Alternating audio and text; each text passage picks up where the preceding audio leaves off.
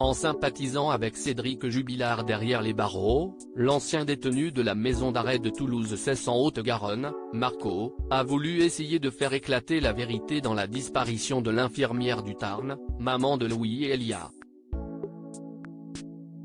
Une relation qui a commencé comme une banale connaissance de couloir de prison avec échange de bons procédés.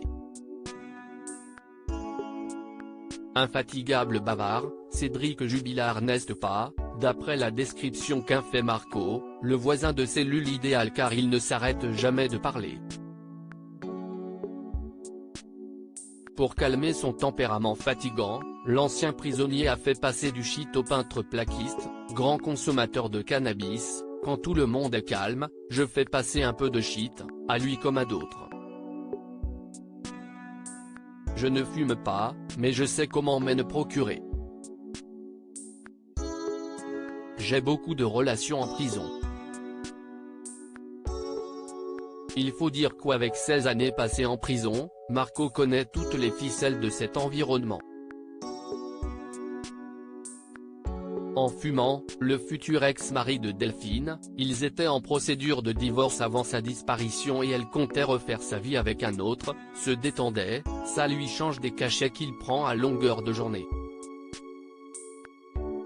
Et, moi, je peux être tranquille et profiter du silence. Notamment pour regarder les émissions de Cyril Hanouna comme il l'a confié dans son interview. Toutefois, lorsque les effets de la drogue retombent, l'artisan de Cagnac-les-Mines se remet à parler, si est-il comme ça, au petit matin, parfois vers 4 heures, qu'il se lâche à la fenêtre.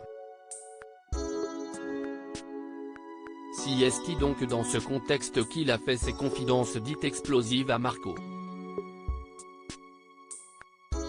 Ce dernier, réalisant qu'il pouvait obtenir d'importantes informations sur l'affaire, l'a ensuite poussé à se confier de plus en plus. Des conversations qu'il a rapportées à la justice dans l'espoir d'éclaircir le mystère Jubilard. Il est toujours non résolu, les éléments n'ayant permis aucune découverte sur le terrain. Les deux hommes ont été confrontés devant la justice au mois de mai et chacun est resté sur ses positions. Si l'accusation est catégorique sur l'implication de Cédric Jubilard dans la disparition de son épouse, le corps de la trentenaire reste introuvable 17 mois après sa disparition.